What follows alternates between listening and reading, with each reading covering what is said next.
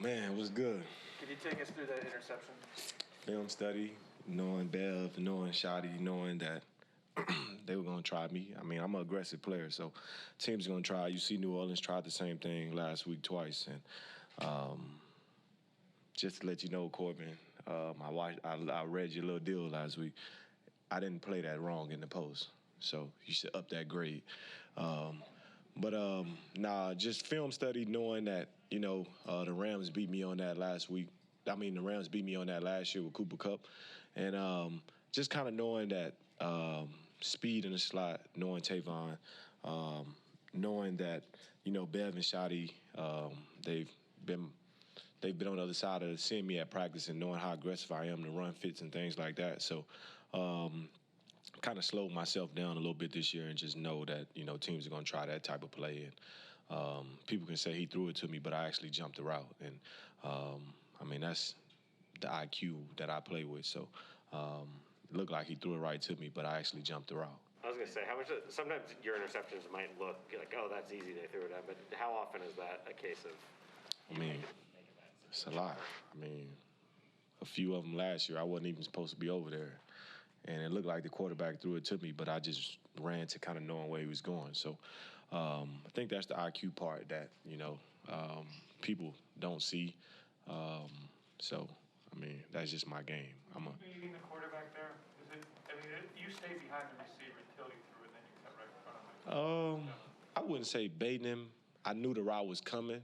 They tried to hit me with a dig and a 7 earlier in the game with Marvin, and I played that. And so I knew coming back that their next shot play, they were going to try to cross my face. So just getting comfortable and being a safety now. It's only my 4th year playing safety, really. So I think a lot of people forget that. I haven't been doing this my whole career. I've been a nickel for 3 years in my career and then moved to safety. So I think I'm doing pretty well at the position. The whole secondary seems to have taken a jump here the last month or so. What do you think what do you attribute that to? I think guys just getting comfortable who they are. We knowing our assignments and knowing what we got to do. I think that's what it is. I know a lot of people say, well, they haven't played, blah, blah, blah. But, I guess people forget what we did to the Rams the first half, So I just let people talk, I've been just quiet and just enjoying life and just knowing we're going to turn this thing around. I imagine you're aware by now that you're the only, defensive player in the NFL with at least 3 interceptions in the last 5 seasons. Mm-hmm. Well, actually, I should ask you, are you aware of that, and what does that mean to you? Yeah, I'm aware of that. We got a great media team, and they kind of piqued my interest 2 weeks ago when they told me. And for me, it was great accomplishment. Something that I wanted to get before the bye week just so I can go into this bye week and chill and relax and hang out with my daughter. And hopefully I can get to Astroworld next week and see Travis Scott perform. And so, it's a blessing. Give all glory to God as always, and it's dope that I can just put on for my family and got something that I can brag on to my older brother because my hand's way better than his. What are you going to do with that ball? You say what? What are you going to do with the football? We're going to get it painted up, but until now I'm going to hold on to it. Get it painted up, put the accomplishment on the ball, and that'll be something that I'll keep. I keep every interception ball, every turnover that I get. So I keep those balls, and I get certain ones painted up. So, this is number 17. So hopefully I get 3 more to get to 20, and I'll get that one painted up too. When you say painted up, what does that mean? Just get it painted. You can get it painted, a certain part of it.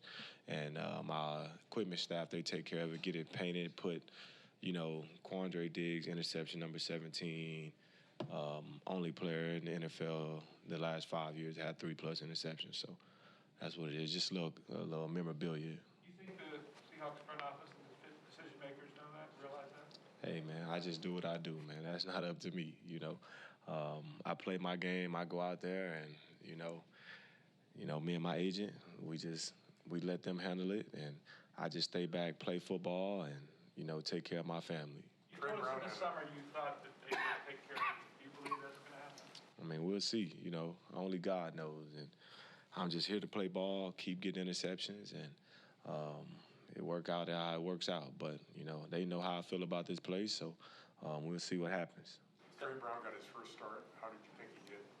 I think he did great. I think he's a player that loves to play the game, and it's our job to keep him focused, keep him locked in all throughout the game. As a young guy, you kind of get up. We up whatever we were 24-0. You kind of get in a lull and things like that. So it's me and Jamal's job to kind of keep him locked in, keep him focused, and make sure he's on everything. So he's a young guy. He's only really been practicing with us for about a month. So he needs to learn the checks and things like that. So, when it's loud, we can't get all that to him. So he has to know it. But I think he's making tremendous strides. And, he's like a little brother to me because, he reminds me of myself personality-wise when I was younger. So it's kind of dope to see him go out there and making plays and making big tackles and pass breakups. And he's really sticky in coverage.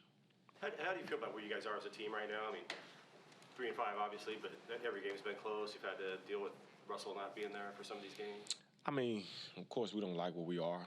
We know we got a lot of ground to catch up, but if there's anything about this team and organization, since I've been here, we've always been really resilient, and we've always hit a stretch where, we've won 5, 6 in a row, and we just stack those wins. So it could be done. We know we can do it, and I think last year having some of the same deals, we started off hot 5-0, 5-1. We lost a couple in a row, and then we got back on track. So I know we can do it, and we got the right people in this build and on this team, so we'll get it done.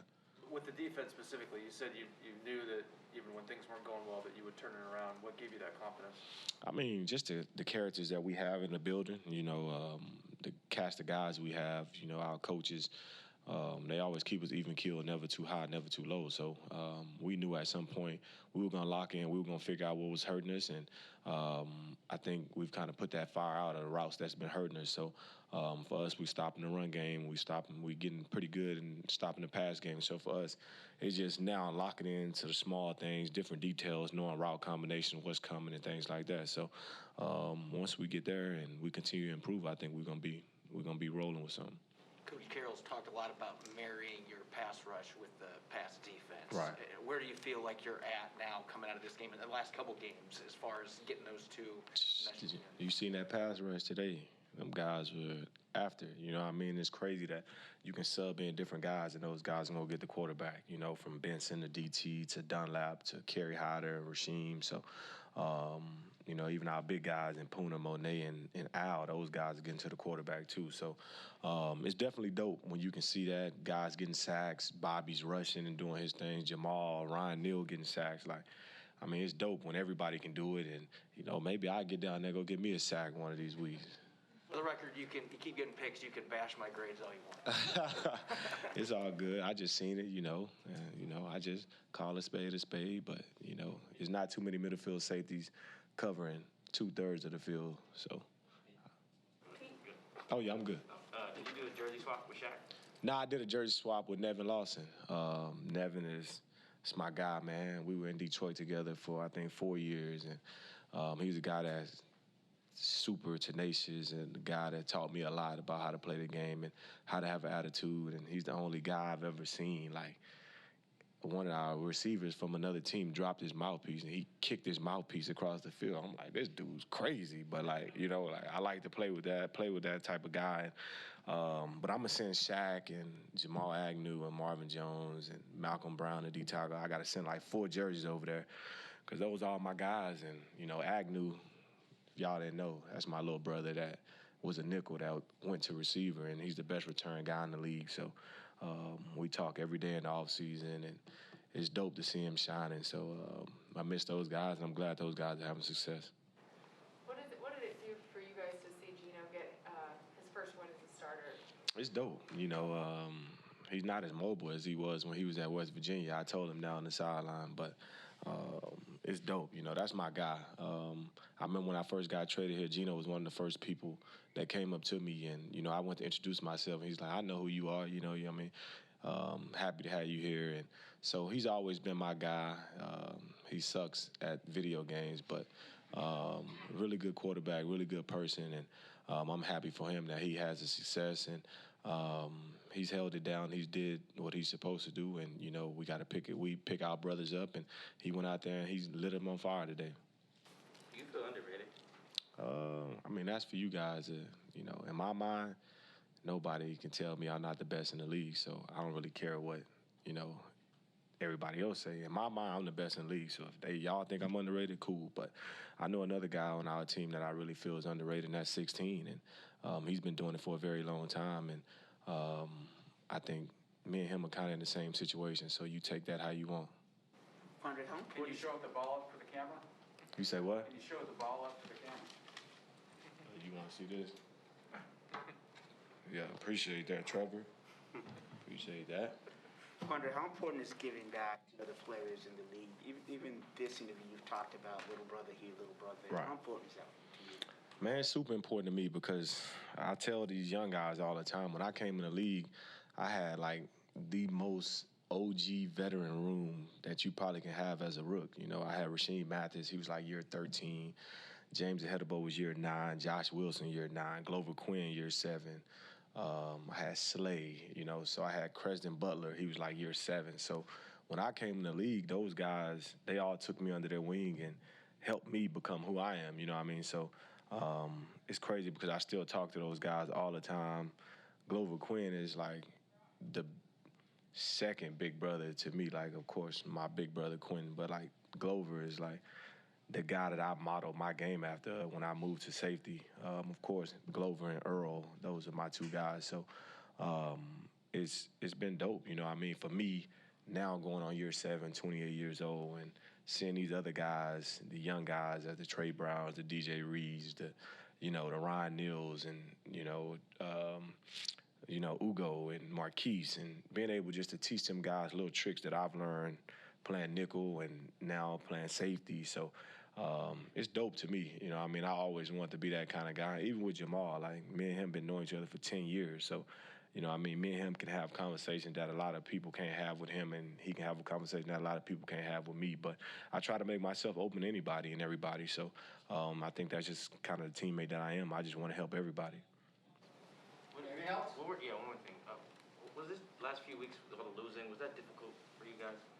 I mean, you guys know where I come from. I came from Detroit, so hell, we were losing a lot over there. But, I mean, since I've been here, we've won a lot, so it definitely was kind of like, you know, it was different. You know what I mean? We don't lose here. I mean, that's not the type of organization we are, not the team we are. So it definitely was difficult, you know, but you kind of dig in, dig deep, and just know who you are and know that things have changed, you know what I mean? The bad only lasts so long before the good comes. So it lasted for a little bit, and we knew we had to turn things around, and we knew we had the team. You know, I've been on other teams where we knew we wasn't really, really good. So coming here has been a blessing for me and for my career. And, I mean, we're not accustomed to losing, and we don't ever want to be accustomed to losing.